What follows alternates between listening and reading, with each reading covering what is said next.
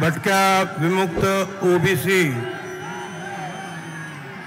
या समाजावर होणाऱ्या अन्यायाचा प्रतिकार करण्यासाठी ही जी अतिशय भव्य अशी ओबीसी एल्गार रॅली इथे संपन्न होत आहे। एक लक्षात घ्या, हे समोरचं मैदान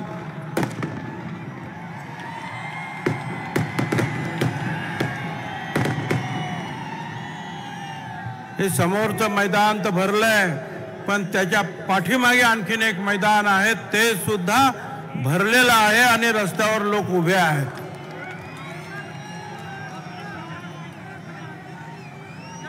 आणि अशा या भव्य महासभेसाठी उपस्थित असलेले प्रकाश शेंडगे, गोपीचंद पडळकर, महादेवराव जानकर, शबीरभाई अन्सारी,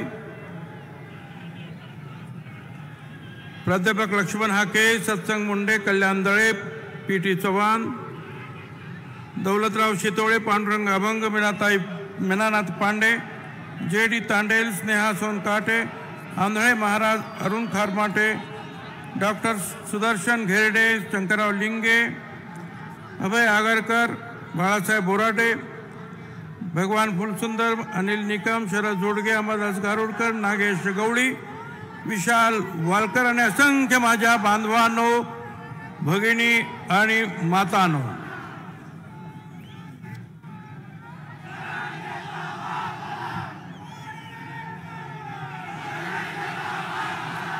अगदी सुरुवातीलाच मी सांगतो की या इथल्या ज्या आपल्या कार्यकर्त्यांनी प्रचंड मेहनत घेऊन जे आहे, ही अतिशय अतिभव्य अशी सभा जी आहे या ठिकाणी भरवलेली आहे। अगदी सुरुवातीलाच इथून जवळच असलेल्या गहिनीनाथ गडावरील संत वामनभाऊ महाराजांच्या पुण्यतिथी आहे। अनिष्ट रूढी, परंपरा, अंधश्रद्धा याच्या विरुद्ध ते काम करत होते। त्यांना मी मनापासून जे आहे आदरांजली अर्पण करतो। मगाशी सांगितल्याप्रमाणे आज आद्य क्रांतिकारक नरवीर उमाजी नाईक यांची सुद्धा पुण्यतिथी आहे। 1857 च्या उठावा अगोदर अनेक उठाव झाले आणि अशा एका पहिल्या उठावा इंग्रजांना सलग 14 वर्ष सळो की पळो करून सोडणारे आणि सर्वप्रथम क्रांतीचं स्वप्न या आपल्या देशाला दाखवणारे आद्य क्रांतिकारक नरवीर उमाजी नाईक, त्यांना इंग्रजांनी पकडलं आणि आजच्याच दिवशी 3 फेब्रुवारी 1832 ला पुण्याच्या खडकमाळ आळीजवळील मामलेदार कचेरीत वयाच्या केवळ 41व्या वर्षी देशासाठी सर्वप्रथम नरवीर उमाजी नाईक हसत हसत फासावर गेले। ते रामोशी समाजाचे, आमच्या ओबीसी समाजाचे नाईक नव्हे, देशाचे नाईक झाले। वेगवेगळ्या वेळेला विचारतात तुमची लायकी काय, लायकी काय। अरे हे अशा अनेक नररत्न या देशासाठी या समाजाने दिलेले आहेत, छत्रपती शिवाजी महाराजांपासून तर आतापर्यंत। मी भारत सरकारचा आणि प्रधानमंत्री मोदी साहेबांचं सुद्धा अभिनंदन यासाठी करतो की आमच्या नाभिक समाजाचे स्वर्गीय कर्पूरी ठाकूर यांना मरणोत्तर भारत रत्न पुरस्कार त्यांनी जाहीर केला आणि आपल्या ओबीसी समाजाचं सुद्धा जे आहे ऋण त्यांनी मान्य केलं। की ही सगळी मंडळी जी आहेत देशासाठी समाजासाठी काम करत होते. हा सर्वोच्च सन्मान आहे. शिक्षण क्षेत्र ते कृषी क्षेत्र, सर्व क्षेत्रांची आवड असणारे आणि काम करणारे, मुख्यमंत्री म्हणून गोरगरिबांना न्याय देणारे असे हे बिहारचे मुख्यमंत्री होते. नाभिक समाजाचे त्यांना हा मरणोत्तर भारत रत्न देण्यात आलेला. नगरला आल्यानंतर जे मला आठवण येते आमचे फार जुने सहकारी माजी मंत्री सुद्धा होते अनिल भैया राठोड, ज्याची घरं या अख्ख्या शहरात 40-50 असतील हो, पण 25 वर्ष विधानसभेमध्ये आमदार होत होते. लढायला लागतं, रडून काही होत नाही, लढावं लागतं. आता मगाशी सुद्धा माझ्या अनेक सहकार्यांनी सांगितलं, अरे बाबा तुम्ही 27 तारखेला गुलाल उधळला, मग आता हे उपोषण कसलं आता परत?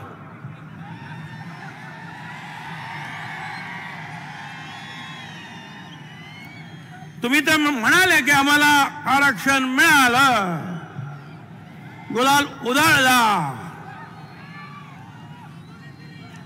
काहीतरी एक कागद हातात घेतला म्हणे झाला हा अध्यादेश आला. बघा हा अध्यादेश आला. लेखाला अध्यादेश म्हणजे काही कळत नाही आणि नोटिफिकेशनचा मसुदा म्हणजे काय ते कळत नाही म्हणतो झाला.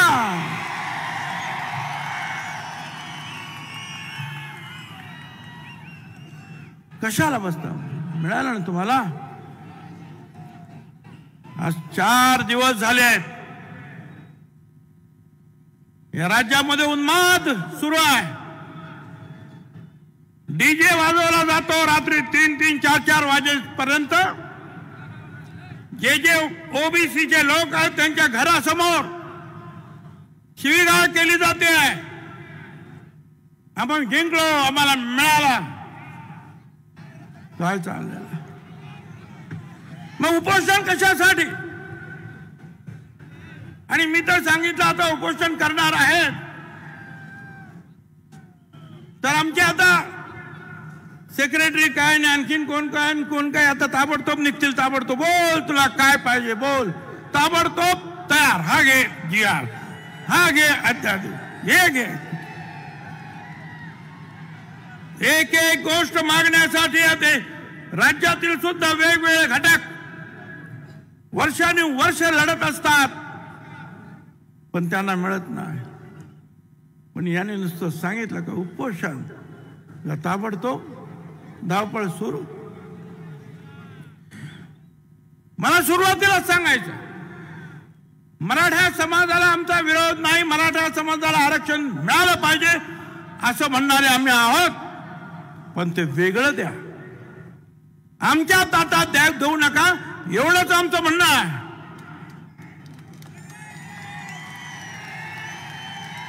आणि ते म्हणतात की आम्हाला ओबीसी मध्येच द्या.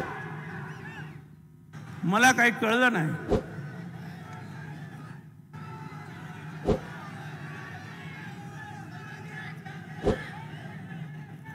मी जरा काही पेपर पण वाचणार आहे. जरा शांत जरा बघा तुम्ही,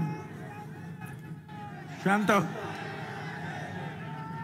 माझ्या बरोबर साथ यायचं असेल तर तुम्हाला कळलं पाहिजे काय चाललेलं आहे आणि कायदा काय म्हणतो ते ऐकून घ्या, तरच तुम्ही म्हणजे साथ चांगल्या प्रकारे देऊ शकता. शांत राहा. पाण्याची बाटली. मराठा समाजाला विरोध नाही, पण काय चाललंय?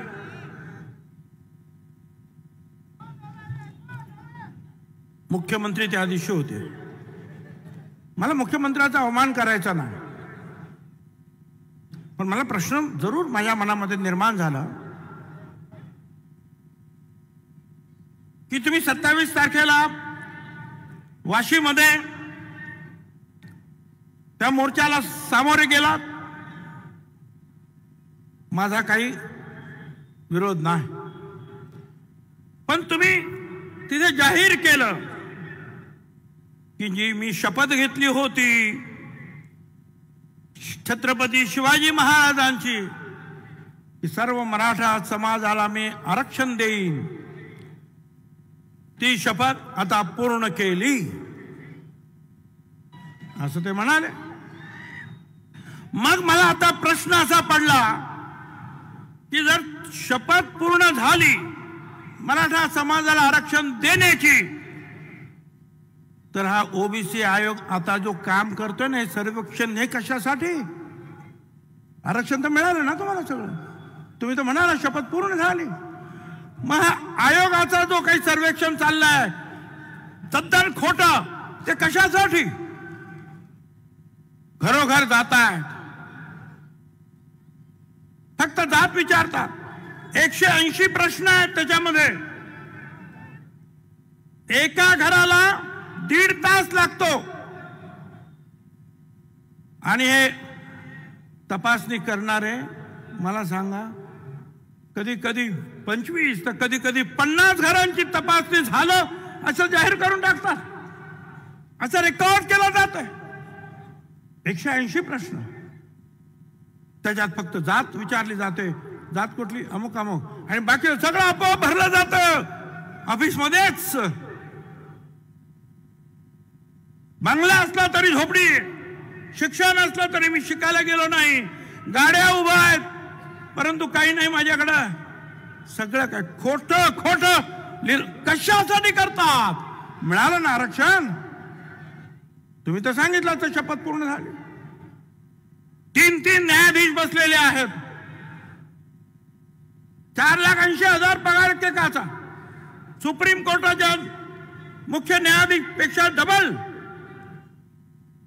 क्युरेटिव पिटिशन मध्ये जे काय झालं ते दुरुस्त करण्यासाठी, कशाला? मिळालं ना आरक्षण तुम्हाला, गुलाल तर उधळला तुम्ही, पण हे कशासाठी चाललंय? कोणाची दिशा? याची उत्तर जे आहेत माझ्या मनामध्ये प्रश्न निर्माण करतात की याची उत्तर कशी शोधायची. खोटे रेकॉर्ड तयार झाले.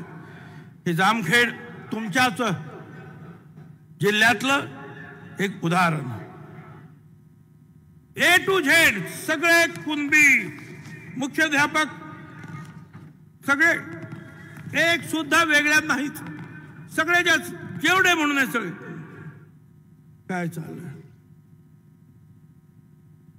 हे तुमचे? आता दुसरं, पेनूर तालुका मोहोळ, सोलापूर, धडधडीत पूर्वीचा अक्षर वेगळा, शाई वेगळी आहे, मराठा कुणबी लिहितायत हाताने, धडधडीत लक्षात येत आहे की हे सगळं खोटं आहे. मराठी कुणबी, ते मराठा कुणबी पण नाही म्हणत, मराठी कुणबी माहितच नाही, लिहायचं आहे ना, लिहे. दुसऱ्या याच्यावर पण लिहिले मराठी कुणबी, वा. हे सगळं जे आहे असं खोटं खोटं खाडाखोड दिसते, हे असं चाललेलं, दिशाभूल करण्याचं काम. 360 कोटी रुपये देण्यात आले ते याच्यासाठी, खोटा रेकॉर्ड तयार करण्यासाठी. 1 2 नाही, अनेक. इथे संवत गाव म्हणून आहे, तिथे जे आहे हे वैजापूर तालुका, हे सगळं जे काही तिथे देण्यात आलं, तिथे मुख्याध्यापकाने लिहिलेलं आहे की या सगळ्यांच्या प्रवेशाच्या मध्ये कुणबी जे म्हटलेलं आहे त्या अक्षरात शाईत बदल आहे, त्यामुळे जे आहे हे प्रमाणपत्र देण्यात येणार नाही.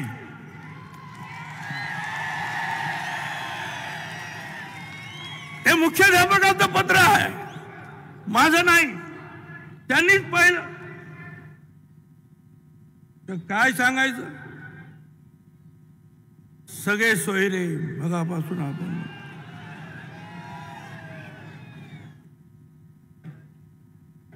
सगळे सोयरे म्हणजे स्वतःला तर यांना तर खोटं सर्टिफिकेट द्या, यांच्या सगळ्यांना द्या, यांच्या सोयऱ्यांना द्या आणि यांना द्या आणि त्यांना द्या, असा जो आहे GR वगैरे जे आहे ते सगळे निघाले. मला इथं सांगायचं हायकोर्टाचा निकाल आहे, जस्टिस मर्ला-पर्ले यांचा जजमेंट आहे, त्याच्यामध्ये स्पष्ट त्यांनी म्हटलेलं आहे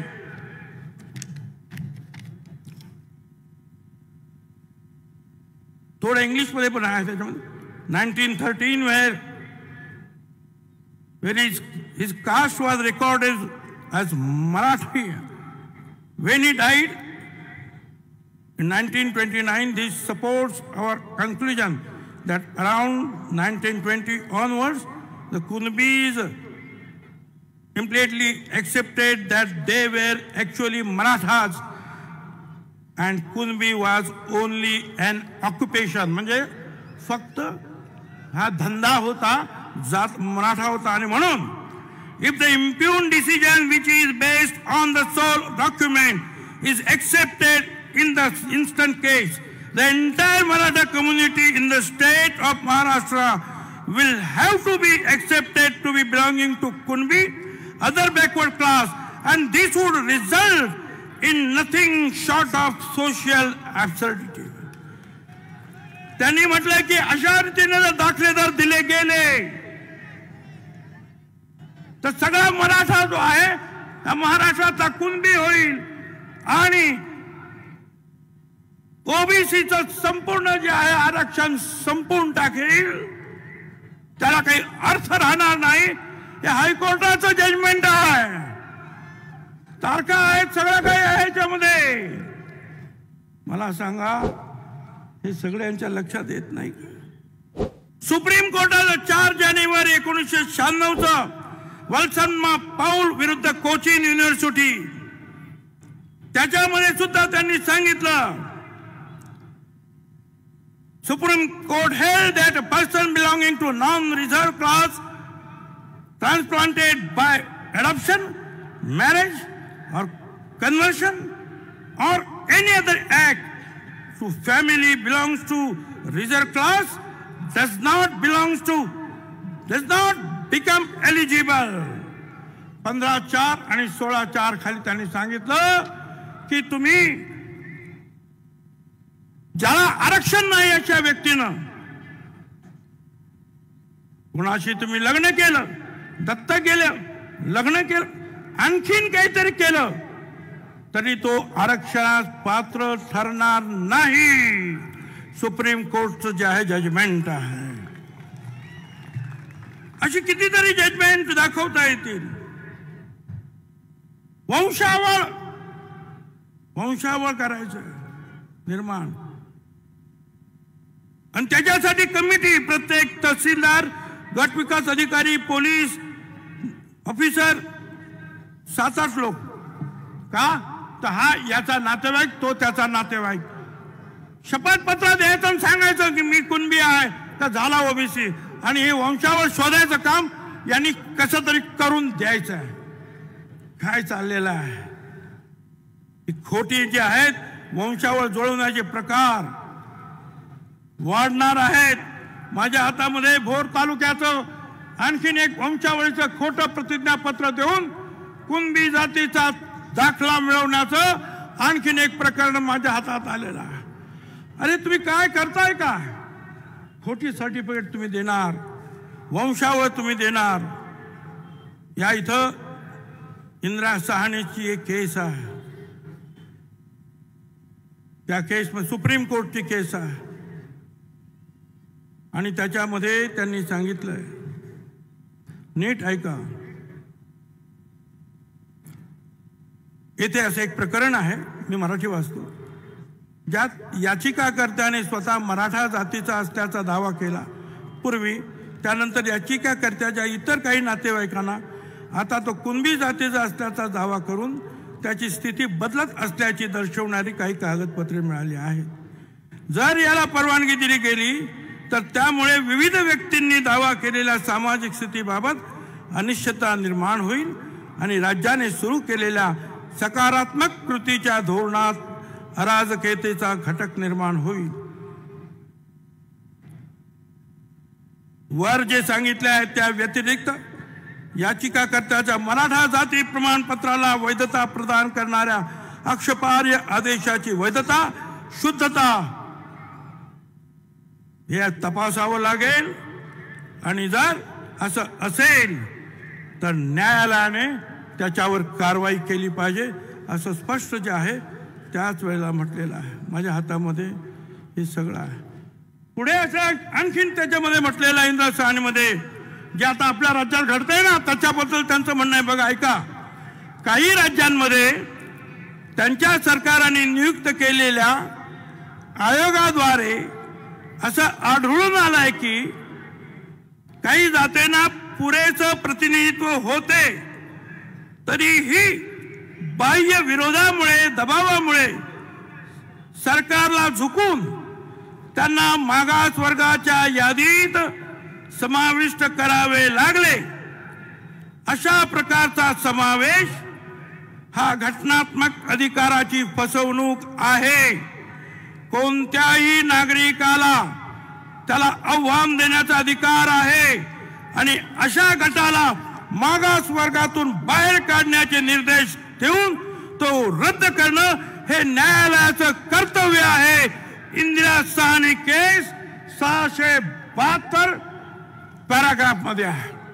सुप्रीम कोर्टाचा निकाल की अशा रीतीनं झुंडशाहीनं जर कोणी असं आरक्षण घेतलं तर त्याला तुम्हाला आव्हान देता येईल आणि त्यांना जे आहे तुम्हाला न्यायालयाने त्यांना बाहेर काढलं पाहिजे सुप्रीम कोर्टाने म्हटलेलं आहे।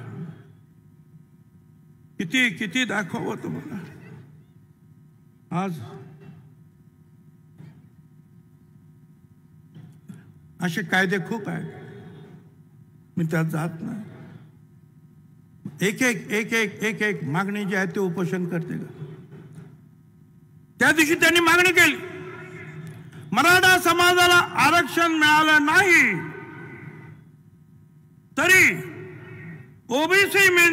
ओबीसीला मिळणाऱ्या सगळ्या सुविधा ज्या आहेत त्या मराठा समाजाला द्यायच्या। म्हणजे मराठा समाजाला आरक्षण नाही मिळालं तरी त्यांना ओबीसीच्या सगळ्या सवलती द्यायच्या। मग ब्राह्मणांना द्या, जैनांना द्या, लिंगायत समाज सगळ्यांना द्या ना। मला आनंद आहे गोर गरिबांना जर सवलती मिळत असतील सगळ्यांनाच देऊन टाका। फक्त मराठा समाजाला का 25 जानेवारीला मागणी ज्या दिवशी केली त्या दिवशी जी.आर. निघतो। काही समजत नाही हे काय चाललंय। आणि आणखीन परत सुप्रीम कोर्ट म्हणताय हे असं मराठा समाजाचे समावेश कुणबी सोबत करण्याची विनंती नाकारली गेली पाहिजे। हे योग्य होणार नाही। सुप्रीम कोर्टाचे किती निकाल आहेत तुम्हाला कंटाळा येईल ऐकून ऐकून मला सांगून सुद्धा कंटाळा येईल। परंतु हे सगळं चाललेलं आहे आणि गावागावात हे आता मराठा मुलांना 40 लाख रुपयापर्यंत शैक्षणिक कर्जावर व्याज माफी। आता आम्हाला सांगावं लागतं जे मराठा समाजाच्या विद्यार्थ्यांना देता ते ओबीसीच्या समाजाला द्या रे बाबांनो। एवढं सगळं आहे। धडाधड एक कमिटी केलेली आहे त्यात सगळे मराठा समाजाचे मंत्री आहेत ते ताबडतोब फटाफट निर्णय घेत आहेत आणि आम्ही मात्र निर्णय घेताना कॅबिनेट समोर आम्हाला जायचं आहे आणि मग पैसा आहे की नाही, अमुक आहे की नाही, तमुक आहे की नाही, नियम आहे की नाही हे सगळं पाहिलं जात आहे। आमचं म्हणणं असं आहे की आता जे त्यांना देत आहेत ना ते सुद्धा आम्हाला दिलं ना तरी खूप होईल पण द्या।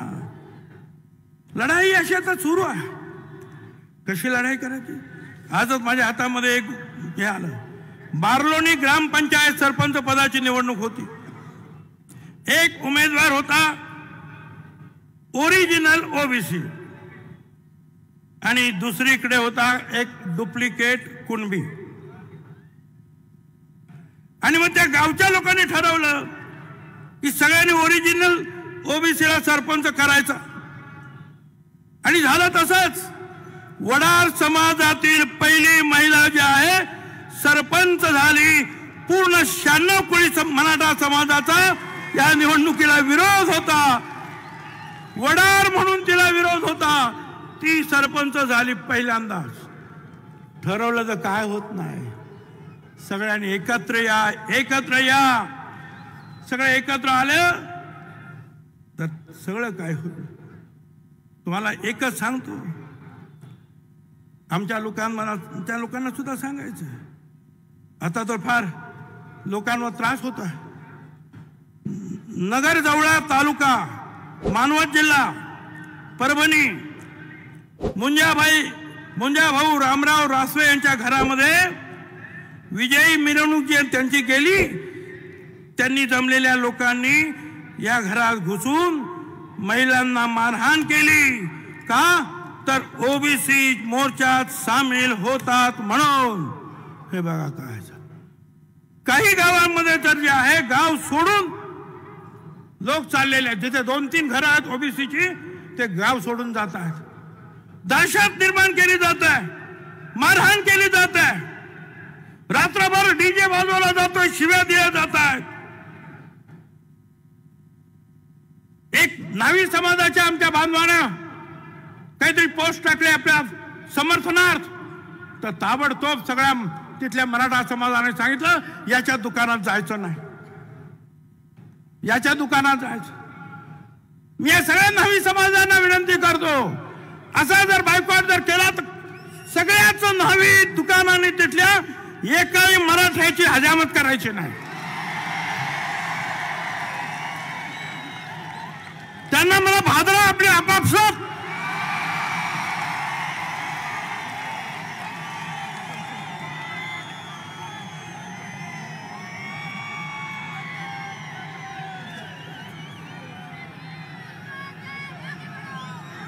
हे आता एक आणखीन आलं.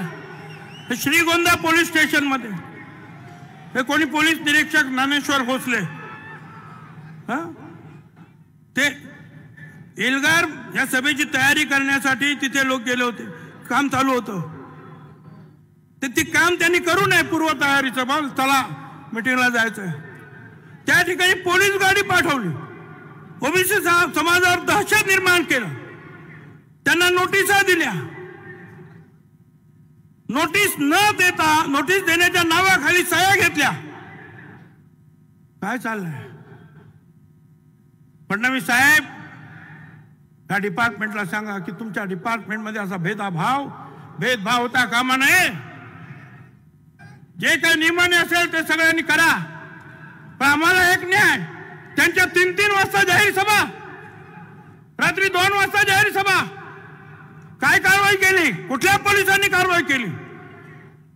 आणि लहान एखाद्या घरामध्ये, एखाद्या सभा मंडपामध्ये 5-25 लोकांना जमून जर कोणी प्रचार करत असेल की आपल्याला नगरला जायचं आहे रॅलीला, तर तुम्ही गाडी पाठवणार? काय चाललेलं आहे? यासाठी तुम्हाला सगळ्यांनी जे आहे दादागिरी, तुम्हाला सगळ्यांना एकत्र राहावं लागेल. मला तुम्हाला सांगायचं, लक्षात ठेवा, आता दांव पर सब कुछ लगा है, दांव पर सब कुछ लगा है.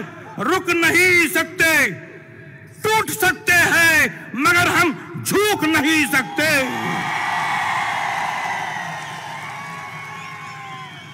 तयारीने तुम्हाला आता लढावं लागेल. सगळ्यांनी एकत्र येऊन लढावं लागेल. दलित आदिवासी समाजाच्या बांधवांना, भगिनी मातांना, नेत्यांना मला सांगायचं आहे, आज आम्ही जात्यात आहोत, तुम्ही सुपात आहात. लक्षात ठेवा. या अशा प्रकारचे जे काही निर्णय होतात, जीआर होतात, त्याच्यातून संभ्रम निर्माण करून जे आहे, हळूहळू तिकडे सुद्धा एखादी झुंडशाहीनं मोठा मोर्चा आला तर तिकडे सुद्धा हेच होईल. काळजी घ्या. एकत्रित राहा. आंध्र प्रदेश जनगणना करताय, जातीगणना करताय. बिहारने केली, 67-63% निघाले. आता आंध्र करताय. आमची मागणी आहे, करावं जात गणना. आम्ही नक्की 54 ते 60% आहोत. 20% जे आहे शेड्यूल कास्ट शेड्यूल ट्राईब आहे. 75% पेक्षा जास्त आम्ही मागासवर्गीय आहोत. त्याच्यानंतर 3% ब्राह्मण समाज, इतर जैन समाज आणि नंतर जो आहे तो मराठा समाज. त्यातल्या कुणबी समाज 7% आमच्याकडे अगोदरच आहे. त्यांच्या मतांसाठी हे सगळे आमदार, हे सगळे खासदार, हे सगळे लोक केवळ त्यांच्या मतांना घाबरतात की आम्हाला ती मतं मिळणार. अरे आमचे लोक, आमचे आमदार, ओबीसीचे आमदार, त्यांना सुद्धा चिंता पडते की आपण या ओबीसीला काही मदत केली, 4 गाड्या दिल्या, 2 पैसे दिले खर्चायला की जा तुम्ही रॅली. स्वतः तर येणार नाहीत, पण रॅलीला मदत करायचं म्हटलं तरी करत नाहीत कोणी. आमचे स्वतःच का? मराठा समाजाची मतं जातील. अरे लक्षात ठेवा, 80% समाज हा आमच्या बरोबर एकत्र आहे आणि त्याला आम्ही ललकारणार आहोत. आणि त्यांची सुद्धा मतं आहेत.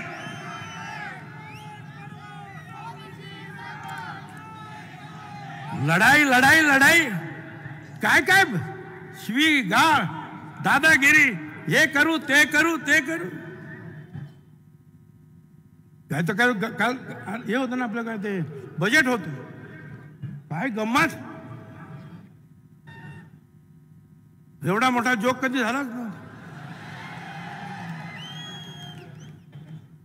उपोषणवाले साहेब म्हणतात बजेट मधून आम्हाला आरक्षण मिळालं तर बघा.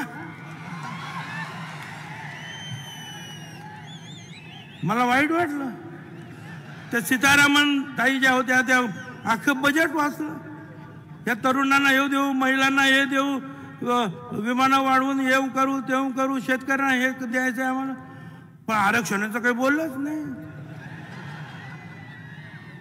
आणि हे म्हणतात त्या बजेटमधून आम्हाला आरक्षण द्या. काय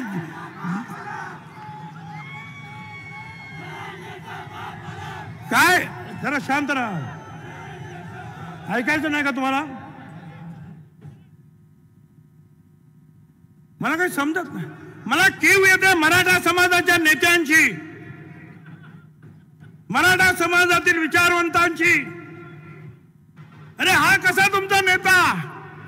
तो म्हणतो बजेट मधून आरक्षण देता येतं का बघा. आणि कोणी बोलायला तयार नाही.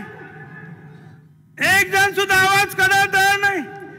अरे कुणाच्या मागे चालला तुम्ही? कशासाठी हे करता? गावागावामध्ये दरी पडते आहे. आम्ही करतो, आम्ही आमच्या हक्कासाठी लढतो. आम्ही सांगतो आमचं आरक्षण कमी करू नका, त्यांना आरक्षण वेगळं द्या. ही आमची मागणी चूक आहे. आणि आज गावागावामध्ये जे आहे ओबीसीना छळलं जातं, त्रास दिला जातो, पोलीस तक्रार कंप्लेंट घेत नाही. आणि आता तो हा उपोषण करता म्हणतो अख्खं मंडल आयोगच त्याला चॅलेंज करून संपवून टाकणार. बघा आता किती हुशार. ओबीसी मधून आरक्षण घ्यायचंय, कुणबी म्हणून आरक्षण घ्यायचंय आणि मंडल आयोग संपवायचा. अरे लेको, मग त्या मंडल आयोगामध्येच ओबीसीचं आरक्षण आहे ना. अरे ते संपलं का मग हे पण जाईल. मग हे कशासाठी मागतो तू? काय हुशार. दादागिरी दादागिरी चाललेलं सगळ्या ठिकाणी. काही मागतोय, काही लोक आता झालं परत उपोषण उपोषण. कसं उपोषण? मला सगळ्यांना सांगा, तुम्ही सगळे एकत्रित राहा. तुम्ही जर झुकाल वाकाल घाबराल तर तुमच्या पाठीमागे लोक लागतील. मजबूतीने एकत्रित हे बघायचं नाही. धनगर आहे, बंजारी आहे, हा माळी आहे, साळी तोली तेली कोळी, जो कोणी असेल भटका विमुक्त, एकावर अन्याय झाला तर सगळ्यांनी उभं राहायला पाहिजे हिमतीनं. हम सब एक ह्याचा नारा दिला पाहिजे आणि त्यांना सांगितलं पाहिजे दिलभर के लिए दिलदार है हम, दिलवर के लिए दिलदार है हम, दुश्मन के लिए तलवार है हम. सगळ्यांनी मजबूतीने उभं राहा.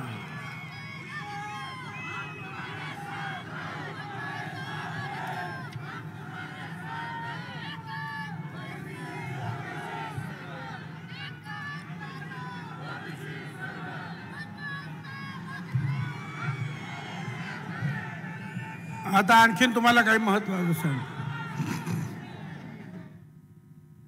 मी अशी सगळी भाषणं करतो, अशी भाषणं करतो,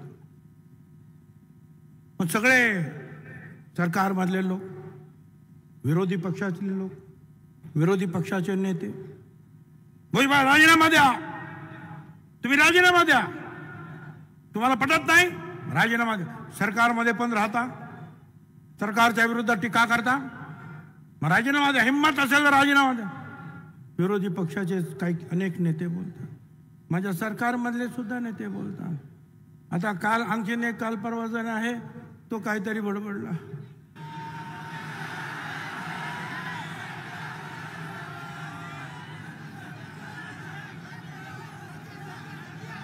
त्याने सांगितलं या भुजबळला लात घालून मंत्रिमंडळाच्या बाहेर काढा. लात घालून, भुजबळाच्या कमरेत लात घालून मंत्रिमंडळाच्या बाहेर हाकला. मला त्या सगळ्यांना विरोधी पक्षामधील, स्वपक्षामधील, स्वसरकारमधील सगळ्यांना मला सांगायचं, 17 नोव्हेंबरला ह्या ओबीसी एल्गारची पहिली रॅली झाली अंबडला, बरोबर. 17 नोव्हेंबर पहिली रॅली अंबडला झाली. आणि ऐका, 16 नोव्हेंबरला मी मंत्रिमंडळाचा राजीनामा दिला.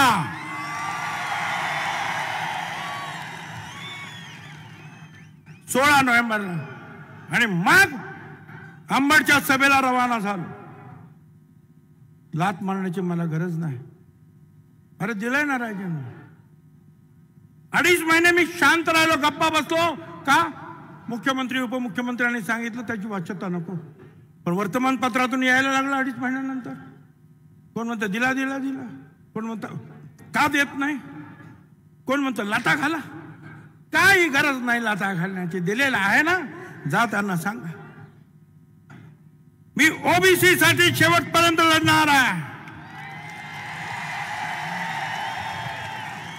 आणि मनाशी मी एकच उद्देश ठेवला आहे माझ्या जीवनामध्ये, जीवन है संग्राम, बंदे ले हिम्मत से काम. धन्यवाद. जय हिंद, जय महाराष्ट्र, जय ज्योती, जय क्रांती, जय भीम. गरजा हिंदुस्तान चॅनलला सबस्क्राईब करा आणि ताज्या घडामोडी जाणून घेण्यासाठी बेल आयकॉनवर प्रेस करा.